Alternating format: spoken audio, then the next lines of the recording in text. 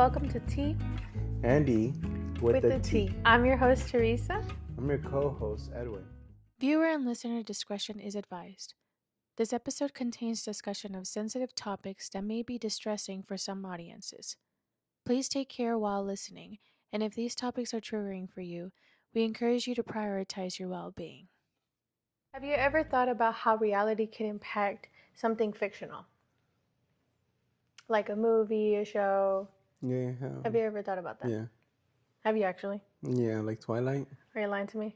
What do you mean? You think There's a it's bunch real of life? things about vampires and this and then that, and it like set for Twilight or like Vampire zombie Diaries. movies. Exactly. Yeah. Or There's like real life aliens. evidence, but it's just they like unfit a little, to Yeah. make it more Hollywood. What does that even mean? Make it more Hollywood. Hollywood is all about making things entertaining. They change a lot of things to make it more entertaining for people. You didn't know that already? And you have a movie relax now. I know, but I was just wondering what you meant by that. Oh yes, so you remember Squid Games? You watched it with me. Yes. Okay. And you watched season 1, right? Yes.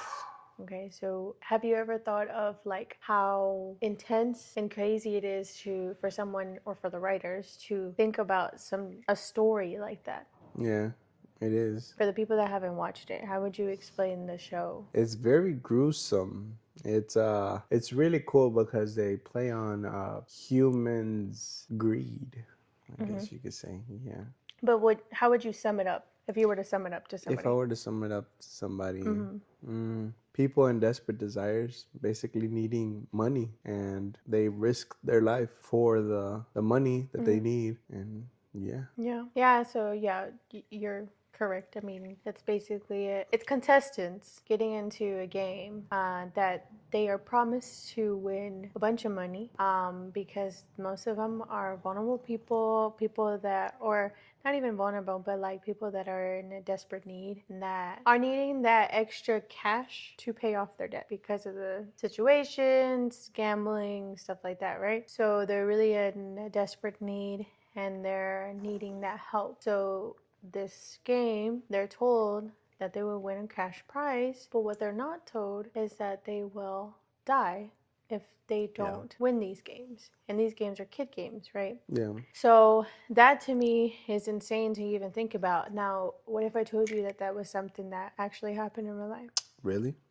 So there was this event, well, not even event, but this facility, I guess you can call it. It was called the Brothers' Home. The Brothers' Home. Yeah. So it was in South Korea in 1975. The president at the time wanted to clean up the streets because the Olympics were going to be hosted by South Korea at that time. Well, close to that, around that time. And he wanted to clean up the streets before then because he didn't want outsiders to come into the city and be like, what's going on here? He wanted to clear out basically homeless people, beggars, street kids, orphaners, disabled individuals, and people wandering at night. But we basically look like a perfect society. So he wanted to get rid of those people because he thought, I guess, those people were making the city look not nice. Yeah, like lower. Yeah. The way he decided to get rid of them, sadly, is that he wanted to create a rehabilitation. It was supposed to be a place for the people to have a temporary home. So they should have like food, bed to sleep in, stuff like that, right? Like a home. A shelter. Yeah, like a home. I mean, literally, it was called Brothers' Home. But in reality, it wasn't that. So it was painted as if it was a rehabilitation facility, but it was this torture, horrific place where people were literally, they experienced extreme abuse, forced labor, sexual violence, starvation, and torture. And these were people from kids to like grown adults. I would be talking, this would be part 1. I would be talking more in depth of what happened in the Brothers' Home. In this part 1, I'm going to be talking about the similarities between Squid Game and the Brothers' Home. Okay? Already off the bat, it's pretty similar. I don't know if it's 100%, because I haven't seen anything, I'm not sure that the Squid Game writers were inspired by the brothers' home to create, the show. What I do know is that it's very similar. And me personally, my opinion, I think that they were in a way inspired by the brothers' home to create this show. But we'll get into it. I have 6 little points of how similar it is between the two. So the first one that I thought that was one of the similarities between the two was they were both used for a good cause. Good cause. Right? In Squid Game, the contestants were led into this game, well, deadly games, where they thought that they were given an opportunity to be able to win all this money and pay off their debt and start a new life. But that's not what actually happened.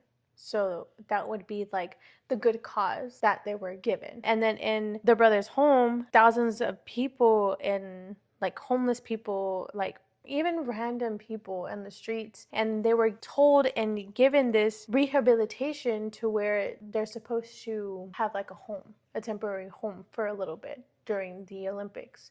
But in reality, that wasn't the case. They were being tortured. What do you think? Do you think that those similarities are just a coincidence, or you think that they would be inspired by all of that? I feel like they might have done that, did the Squid Games to shine light on had, what did happen. You know what I mean? The Shine Squid, light? yeah, shine light on something that did happen, because I bet you a lot of Koreans know about the brothers' home, and when they saw Squid Games, they were all like, "Yeah, Yeah. that's actually what happened," and maybe the whole world knows now what happened, and maybe could be even a warning sign. Like, you know, history always repeats itself. Yeah. It happened in the Could be that. Holocaust, Yeah. so could be like, a symbol of, watch out. Maybe. Yeah. Yeah, I'm not sure. Like if it wasn't inspired by this, it seems so similar that it just doesn't make sense to think that it wasn't inspired. Does it make sense? Like just because they're promising something good out of it and it seems good on the outside, but in the inside, only the people inside know what they went through, right? I wonder if there were any survivors.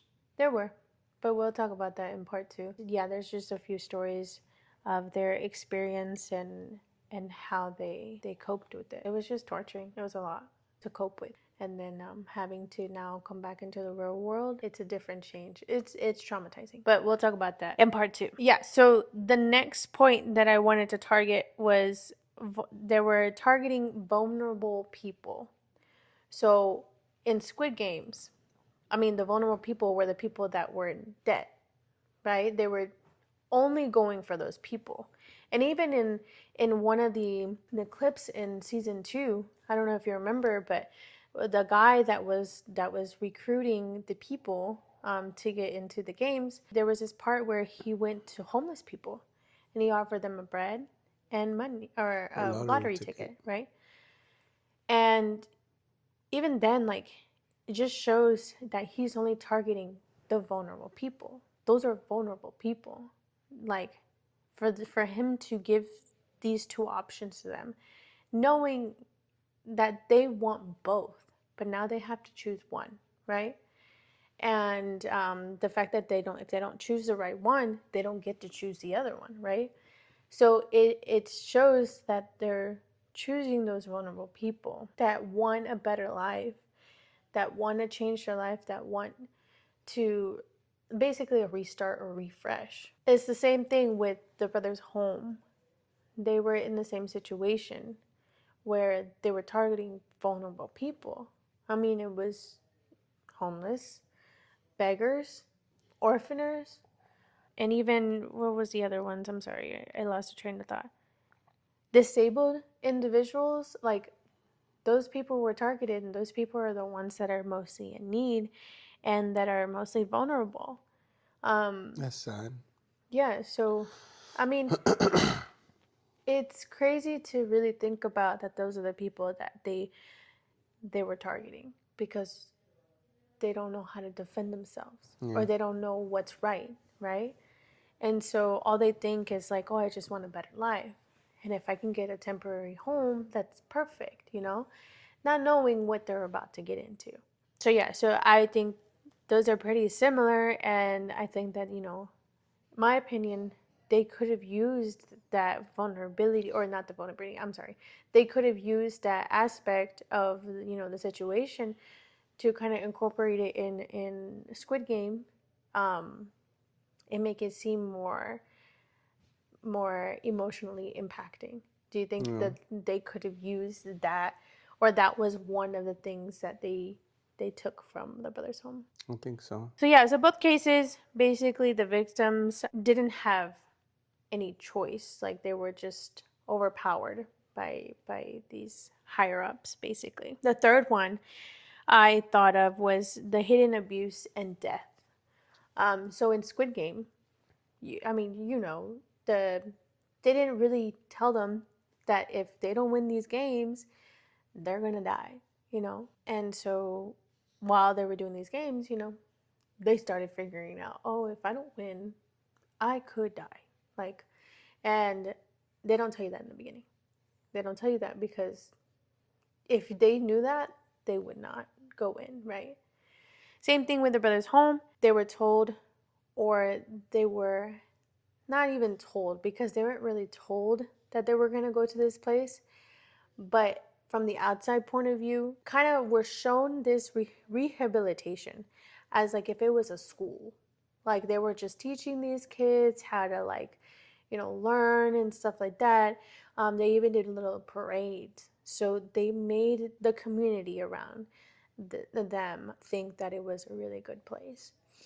But inside, it was just abuse and death, which is really sad because, come to think about it, there were thousands of kids that had to go through all of that. And that's what you're saying, like Squid Games in the series was doing, kind of. Yes. So They they were were, covering it up. yeah, They were making it seem like it was a good thing. And then, in the Brothers' Home, they were also covering it up. yeah. I could see how the Squid Game people could be inspired through that. Yeah, that could be a pretty true Yeah. inspiration. But I do see the similarities where the guy in the suit didn't really tell them the whole story, Yeah.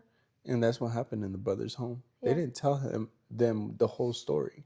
Yeah. And They I, just told I them. would explain more on part two how they would grab these people or like take them in, Really?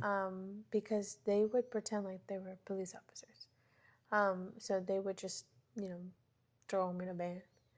But yeah, I would explain more in part two, but Yeah. there's a lot of similarities. Yeah.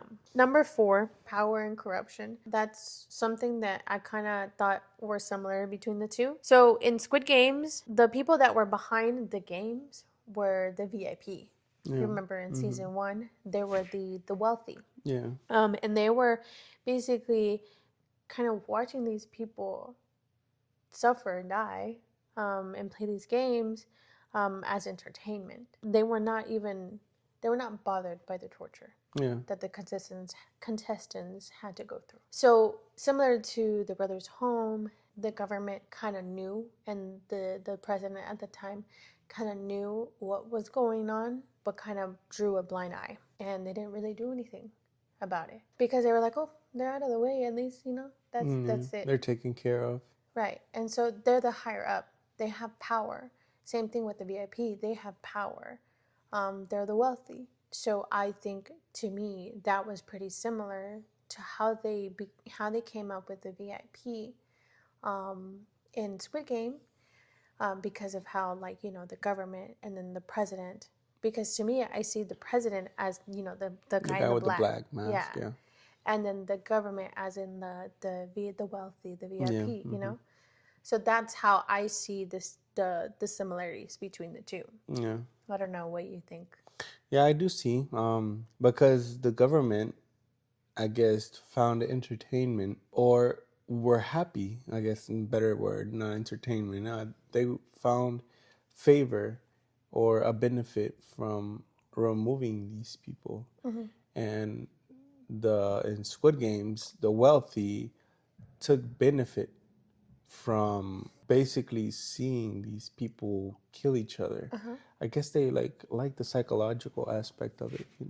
Yeah, I Or mean, and they would also bet, right? They bet on who they who would thought win? would win. Yeah, they would bet on it. For number 5, I came up with stripping of identities. So in Squid Game, you remember like how they were not known by their name anymore in the games. They were known by their number. And so they were all like in these tracksuits. They were green and they had a number. Yeah. And that's how they would like, kind of talk to each other. Oh, number 1 or oh, number 2, things like that, right? That's how it was in Squid Game. Yeah. So they lost their identity. And in the brothers' home, it was the same thing. They were in Wow. tracksuits, blue. They had a number. They didn't have their names anymore. They were known by their number. So it was very similar for Squid Game to come up with something to kind of use that and kind of put it in the show. They're very mirrored. Yeah, it's very similar to me because who would have think like using tracksuits? I mean, just the colors are different, but using tracksuits and then only their numbers is what their identity is now. Once they get into the games or once they get into the facility. So yeah, so I thought that was a little bit crazy. And then number 6, survival at all costs. In Squid Game, they had to basically survive at all costs or they will die, right? They had to win. They had No to matter win. what, No or they matter would what. die. Yeah. Exactly. So they had to win. Well, after they find out that, they will die. But they had to win these games in order to get to the end. In the brothers' home, it was very similar. They will have to do the labor work. They would have to do what the soldiers or the people that were in charge do what they say. If they don't do what they say, they would get tortured. So they had to follow the rules. Yeah. Like literally To the T. to the T. They had to be perfect. If they were not perfect, they will get tortured, and it would be tortured to the point where it will lead to death. Wow. It will lead to death. So in a way, they had to perform. Yes. They even like did little games too. What do you mean? So in the brothers' home, they would have them like the people in charge. They would be like, okay, well, let's play a game. Basically mess with them in a way. And if they did not do what they were told, or if they did it wrong, and the kids are not like, because they come up with these things randomly, and the kids or the adults. I say kids because the kids, it's just really sad to see that kids were having to go through that. I mean, anybody really, but kids, like, they don't know anything. They were told these things out of random, and it's like they had to know what to do. Once they were told, like, they had to do it right, they could not mess up, and so it would lead into torture and possibly death. Yeah. So I thought that was pretty similar. I mean, even the game part. I forgot to mention that, but yeah, they would do like little games, but it wasn't the main point of the facility. Yeah. But they would do that. I mean, there's definitely a similarity. That's a really big similarity. If there was like little games within there, and the guards would decide if they lost. Even with the labor, you had to perform. You had to perform, just like in Squid Games. You had to perform. Yeah. And yeah, those what I think are the similarities between the two, and how they could have used the brothers' home as an inspiration to create Squid Game. Did you see the images? Yeah. Yeah, there's a few. There's not a lot because obviously no outsiders were able to be in there, but there were pictures of these people in their blue tracksuits and with their numbers, and the kids in their rooms and their beds. Like, wow. They would have to wake up at 6 in the morning or 4 in the morning, whatever time. I will do a little bit more research on that, but they would have to wake up really early in the morning, and they have to get up really quickly because the people in charge are about to coming into their rooms and tell them what to do, how to start their day. So as soon as they wake up, they hear that bell, they need to get up, they need to make their bed, and they need to do it as quick as possible before they get there. Because if they get there when you're making your bed, they will torture you. Like they will beat you. And you have to be waiting in front of your bed. Like no questions. You have to do it. And some kids that would get there, or some people that would get there and they don't know what to do. Like they're new to the facility, and the kids that have been there for a while, they're like, get up, like come on. And they're like clueless because they're like, but I don't know what to do. Like what do I do? And then they would get beaten and tortured. Yeah, it's super horrifying to really read and to really research. Those are the similarities that I think that they used the inspiration of Brothers Home to create Squid Game, No, the definitely. show. Even like the tracksuits with the numbers, and then losing their identities and not knowing what they're getting into, and like I really think that it was an inspiration. I mean, it could be a coincidence. Yeah. But I don't know. It's just too similar to me. Yeah. I don't know. What do you think? Do you think it would be similar? Or do you think it's a coincidence? No, I definitely think it's similar. I really do think they tried to like shine light on what happened. You know, shine light on what happened. Warn people of what could happen. So history, that part of history, doesn't repeat itself, or is limited to repetition. I mean, they could have. I mean, it's a sad story to tell, but it's a good story to tell because then it shows like how much power someone has to control such vulnerable people. Yeah, sadly. It's so sad to hear that. And then like the psychological aspect of it, it's like, these vulnerable people, they don't know what they're getting themselves into. I'll get into more in depth of what happened in the brothers' home in part 2. That one I would just do a deep dive of the torture, just the sadness and the situation that they went through in the facility and in that building, and we'll get into that in part 2. And those are the similarities that I believe that Squid Game was inspired by the brothers' home. Yeah, I agree. Well, thank you for watching this episode. I hope you guys enjoyed. Leave your comments down below. Any questions? And stay tuned for the next episode, part 2 of the brothers' home. So this is part 2 of the real life Squid Games, the brothers' home. So basically in part 1, we talked about the similarities between the brothers' home and what it was about. We kind of like briefly touched the topic of the brothers' home. Yeah, like comparing them. Yeah. The similarities. Right.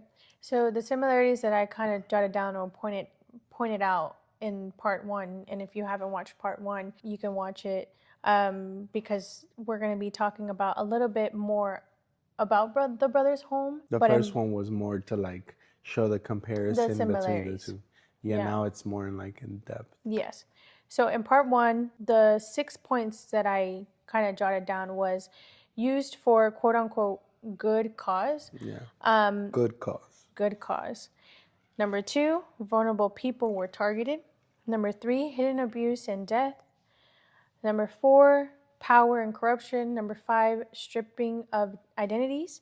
And number 6, survival at all cost. All really good comparisons. Yeah. I remember we really went into depth with the comparing like the Squid Games, the show, and the real, like the brothers' home, the real life Squid Games.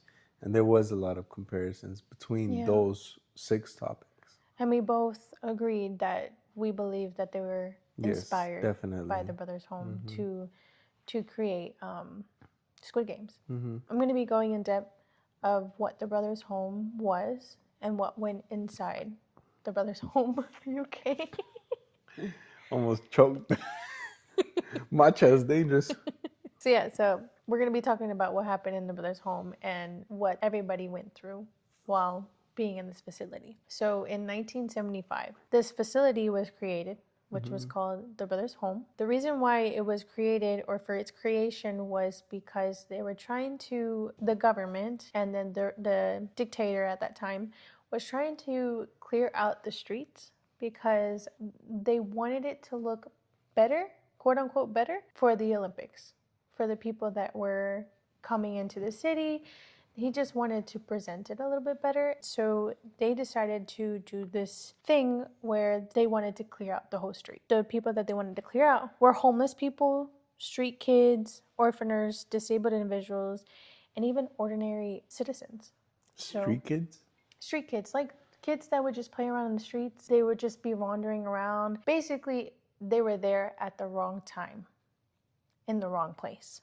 So those people that were taken, they experienced forced labor, extreme abuse, sexual violence, starvation, and torture, which to me, I think it's very hard or unbearable for a human being having to go through that. It's just terrifying and traumatizing. Allegedly, the way they were abducted was by police officers. They either would accuse you of doing something, or they would just randomly just grab you and just take you.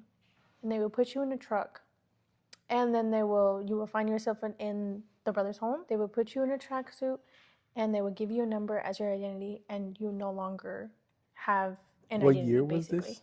This was in 1975. That's like after the Holocaust.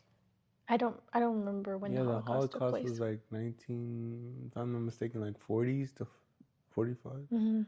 Something It kind of sounds similar. World War II, yeah. Yeah, because they kind of make it seem like this was a concentration camp.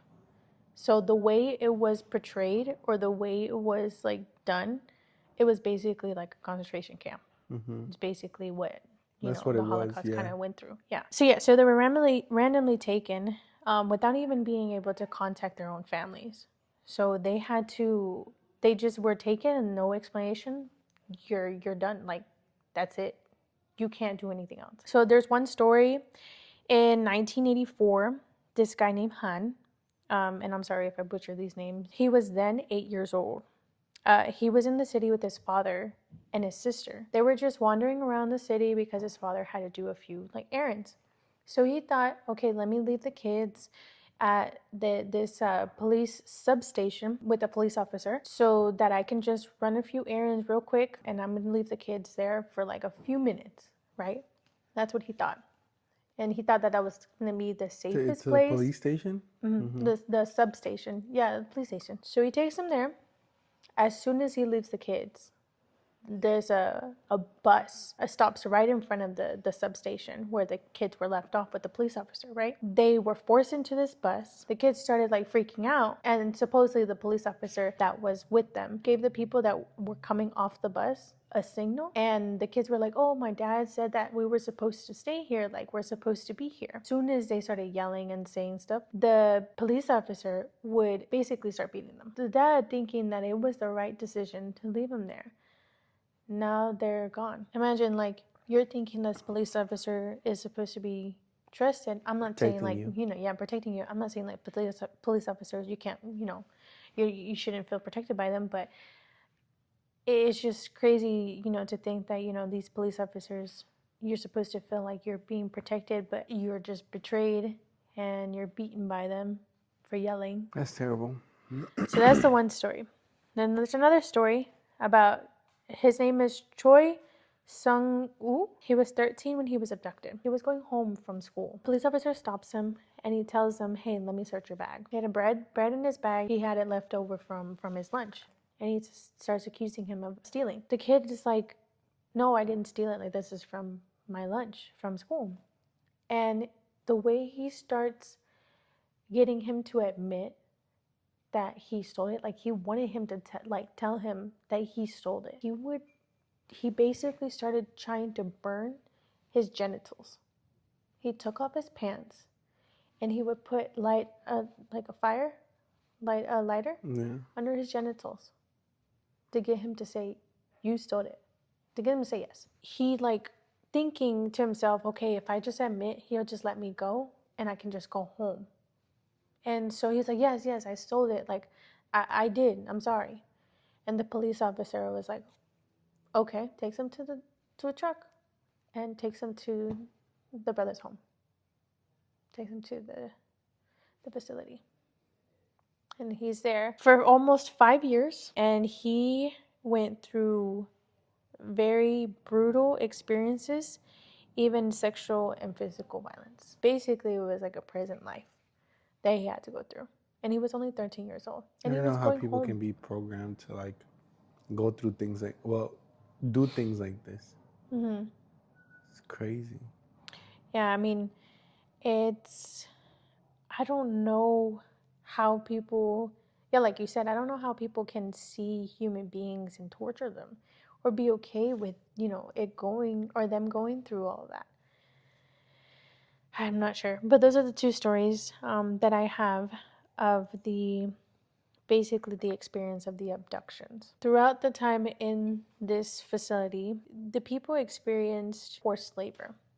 So they had to produce clothing and furniture. And they worked long, long hours. Like I'm talking about 6 a.m. to 11 p.m. Long hours with no break, no time to rest. Like there was no time to eat. Like they were basically slaves with no pay. And then there was also no safety measures.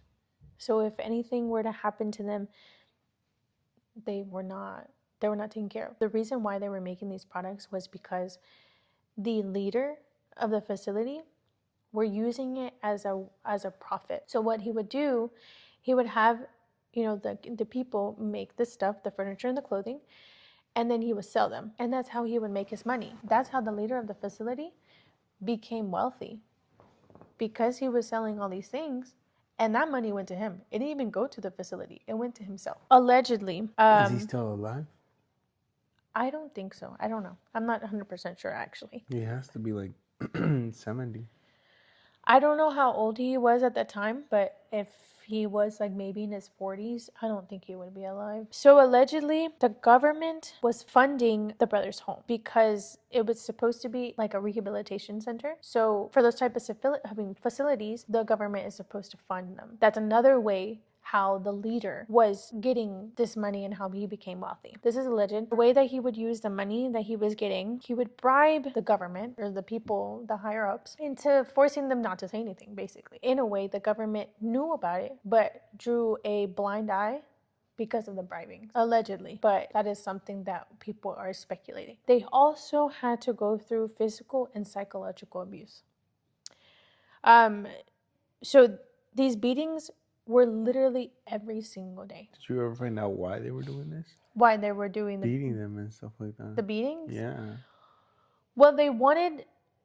I really think that they was just like kind of an enjoyment of seeing or of knowing that they had control over these people. So knowing that they had this fear for them, like, I think it was enjoyable in a way. I'm not 100% sure. That's my opinion. Like power? Yeah. Yeah, because like why do the sexual abuse on them? That, I think it was just their sick minds.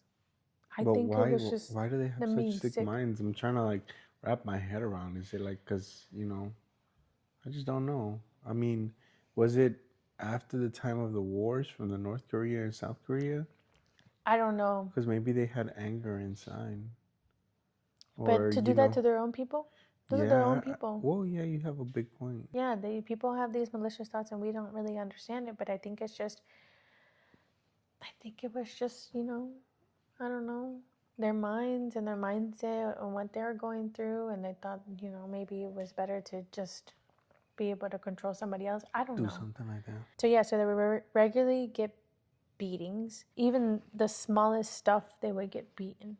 Like speaking without permission, failing to work fast enough, or making eye contact with the guards. So the littlest things, they would get beaten. And most of the time, these beatings would involve a stick, clubs, and other objects. So imagine having to get hit by a stick or a club. You know what a club is, right? It's not the club that you use at golfing. It's kind of like a stick, but it has like metal things. Yeah, they would do that. I thought a club from golfing. No, they didn't. I don't think they had that back then. I don't know. I'm not sure, but they probably did. That's not. Yeah. That wasn't it. That wasn't the clubs that they used to beat them. It was like a stick, like a baseball, but it had like metal at the bend. Yeah. Most of the time, they would leave bruises, broken limbs, open wounds, Dang. And just trauma. Yeah. So these beatings were beyond just simple little beatings. So sometimes they would even torture them with water. So what they would do is they would dump water in their head, trying to simulate like being like drowning. So they would just dump water. And you know how you like try to take a deep breath? Like they catch them off guard. You try to take a deep breath and you're like, and then obviously you have that simulation of like drowning and like, oh my God, I can't breathe, right? That's what they would do. So that's one thing. They were forced into painful positions for hours.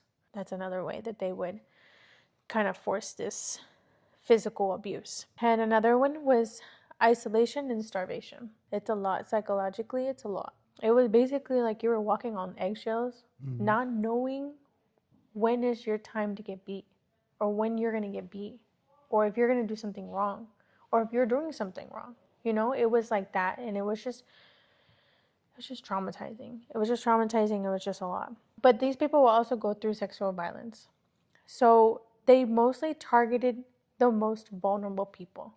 That was women and children. What they would do is they would kind of isolate them in these psychotic wards. The guards will come in and they would, sexually abuse them there. Wait, so there were women in there too? There was everybody. There was older people, there was children, there was women, like there was everybody. Everybody that you could imagine in that facility.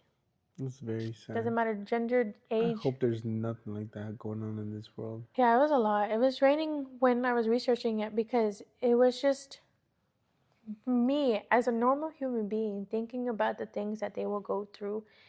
It's just exhausting. Me even reading it is exhausting. Imagine them experiencing it, not knowing, like going to sleep and knowing that when you wake up, you're going to be back in there. And then also for the children, the abuse was so traumatic. It was like an unspeakable trauma. Like they weren't able to tell nobody what they were going through. Victims had no way to report their abuse because if they were to speak up or to say anything or to even resist it, they would get punished. And the punishment would be harder and worse. They had to just take it. That's so sad. So they lacked the medical care. If anything were to happen to them, if they would have broke their arm or they would have had an open wound. So what did they do? Nothing. They would just let them suffer through the pain. They would just leave them like that. But then when they wouldn't be able to work, right?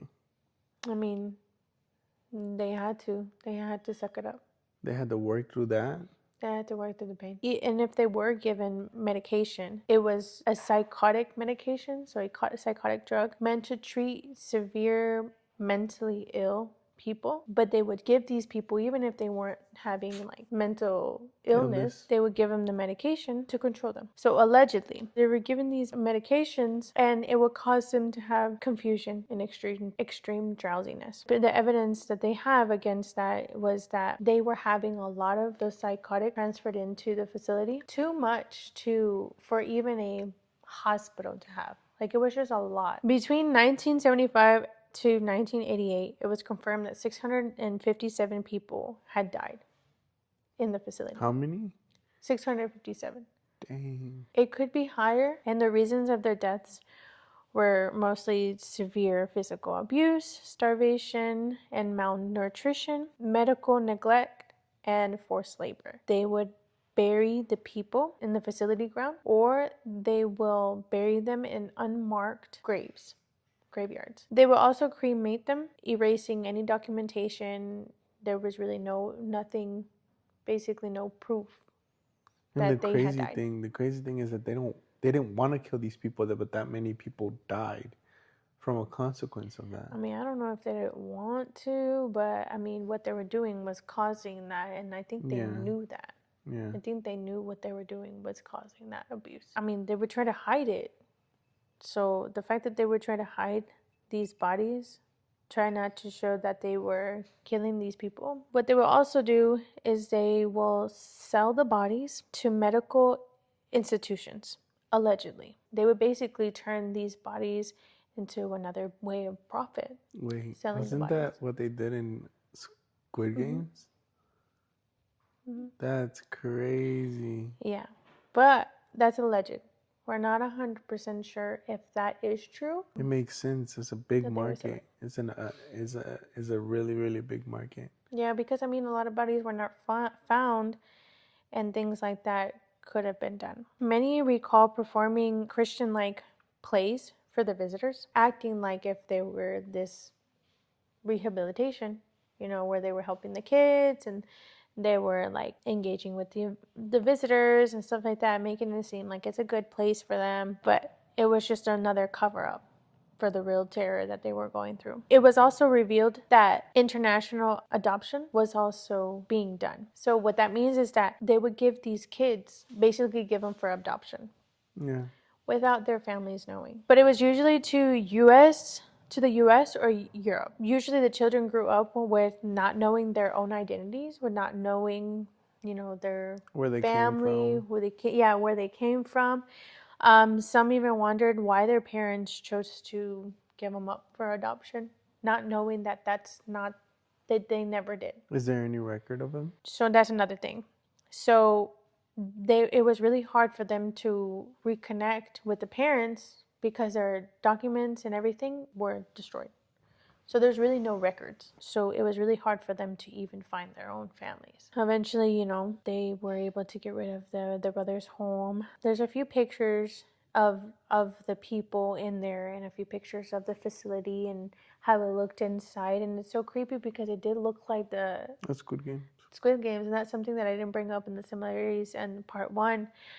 But the way it looked, like inside, the stairs, like it was so creepy how similar it looked to Squid Games. Like there was no way that it was not inspired. Yeah. So yeah, the survivors were left scarred, traumatized, experienced this horrible, trauma in the brother's home. I don't know if you have any other questions. No, it was very informative. That's crazy that something like that can happen, especially after the Holocaust. Mm-hmm. That happened after the Holocaust. And I don't know. Just I hope history doesn't repeat itself. I mean, like you said, it happened after the Holocaust. So something like it did happen afterwards. That saying, history always repeats itself. So I'm hoping and praying to God, no. But it's scary how this world makes a full circle. I don't know. I'm tired. My head hurts. It was just a lot. It was a lot of information to actually talk about, and just it's draining. It's draining. That was episode 2 of The Brothers Home. I hope you guys enjoyed. And stay tuned for the next episode.